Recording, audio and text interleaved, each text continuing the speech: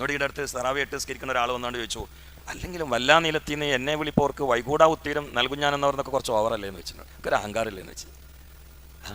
അപ്പോൾ അയാളോട് പെട്ടെന്ന് തഫ്സീറൊന്നും പറഞ്ഞിട്ട് കാര്യമില്ല. ഞാൻ പറഞ്ഞു നിങ്ങൾ ഇരിക്കുന്ന പറഞ്ഞു, ഓവറില്ല എന്തേന്ന് വെച്ച് അത് ഞാൻ പാടുന്ന പറഞ്ഞു. മൊയ്തീൻ ഷെയ്യൊന്നും വേണ്ടായിരുന്നു. മൊയ്തീൻ ഷെയ്യും ചർച്ചയിലൊന്നും വെച്ചേ അവർ ഉറൂസാലോ, നിങ്ങൾ പാടേ ഞാൻ പാടുന്നു, എനിക്ക് കഴിയുമോ കഴിയില്ലേ? എന്താ മുത്താലിമീങ്ങളെ കഴിയില്ലേ? ഞാനിപ്പോൾ ഈ പരിപാടിക്ക് വന്നപ്പോഴേ എന്നെ ദാരിമ വിളിച്ചത് ഇവിടുന്നാണ്, ഞാൻ ഉത്തരം കൊടുത്തത് മലപ്പുറം ജില്ലയിൽ നിന്നാണ്. വിളിച്ചു വൈകൂടാ ഞാൻ ഉത്തരം കൊടുത്ത്. അപ്പം മാലപ്പം എനിക്ക് പാടിക്കൂടെ?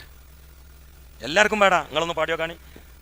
വല്ലാ നീലത്തീന്നോ എന്നെ വിളിപ്പോർക്ക് വൈകൂടാ ഉത്തീരോ നൽകും ഞാനെന്നോവർ.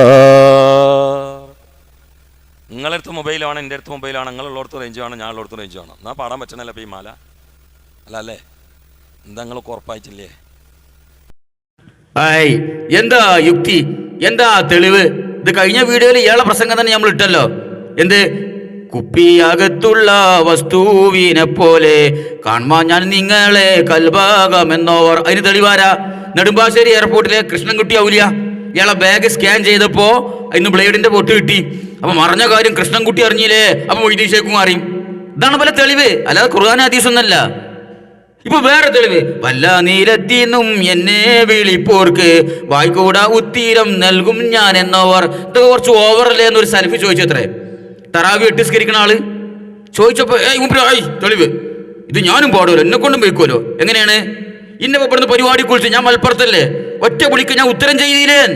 എങ്ങനെയാണ്? അത് മൊബൈലിന്റെ പവറാണിത്.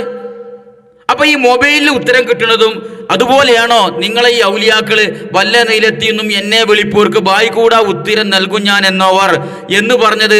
നിങ്ങൾ ഈ മൊബൈലിൽ കോള് അറ്റൻഡ് ചെയ്യുന്നത് പോലെ ഒരു ഭൗതിക വിഷയം മാത്രമാണോ മൊല്ല ഖുറാഫി? തന്നെ എന്താണ് ഈ പറയണത്? ഇതല്ല നിങ്ങളെ യുക്തി.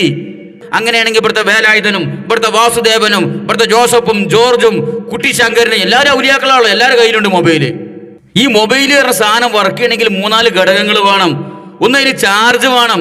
2, അതിന്റെ മൂട്ടിൽ സിമ്മ് തിരികണം, ബാറ്ററി തിരികണം, റേഞ്ച് വേണം. ഇതൊക്കെ ഉണ്ടെങ്കിൽ ലോകത്തിന്റെ ഏത് മുക്കിലും മൂലയിലും ഏത് ജോസഫും ഏത് രാമൻകുട്ടിയും ഏത് വേലായുധനും വാസുദേവനും കല്യാണിയമ്മയും മാധവിക്കുട്ടിയും ത്രേസ്യാമിയും എല്ലാരും വിളിച്ചാലും മൊബൈലിൽ കിട്ടും. അതാണിപ്പോ വല്ല നീലത്തിന്നും എന്നെ വിളിപ്പോർക്ക് വായിക്കൂടാ ഉത്തീരം നൽകും ഞാൻ എന്നവർ എന്ന് മൊയ്തീൻ ഷേഖ് പറഞ്ഞാൽ തെളിവട്ടപ്പത്. അപ്പൊ മൊയ്തീൻ ഷേഖിന്റെ മൂട്ടിൽ എന്ത് സിമ്മ തിരികിട്ടുണ്ട് നിങ്ങള്? അല്ലെ ഏത് ബാറ്ററിയുടെ വർക്ക് ചെയ്യുന്നുണ്ട്? ഏതാ അതിന്റെ റേഞ്ച്? മനസ്സിലായില്ല.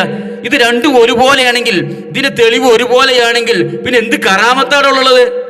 എന്ത് വിലായത്താണുള്ളത്? എന്താ നിങ്ങൾ ഈ പറയണത്? അപ്പൊ 1 നൂറ്റാണ്ട് കാലം കൊണ്ട് ഈ സമസ്ത കേരളത്തിൽ പഠിപ്പിച്ച പിഴച്ച ആദർശങ്ങളുണ്ടല്ലോ, ആ ആദർശത്തിനുള്ള തെളിവുകളാണ് ഇതൊക്കെ. കുട്ടിശങ്കരനും വേലായുധനും മൊബൈലും റേഞ്ചും എയർപോർട്ടിലെ കുട്ടികൃഷ്ണനും സ്കാനിങ് മെഷീനും ഇതൊക്കെയാണ് ഇപ്പൊ ഇതിന് തെളിവ്, അല്ലാതെ ഖുർആനും ഹദീസൊന്നുമല്ല. ഇതാണ് ഇവർ പഠിപ്പിച്ചുകൊണ്ടിരിക്കുന്നത്.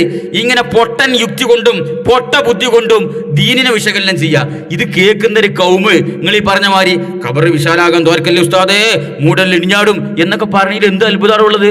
ഒരു സലഫിന്റെ കുട്ടി അങ്ങനെ പറയില്ല. നിങ്ങൾ പഠിപ്പിക്കുന്ന ഈ കൗമ് ഇങ്ങനെ പറയും. എന്തുകൊണ്ട്?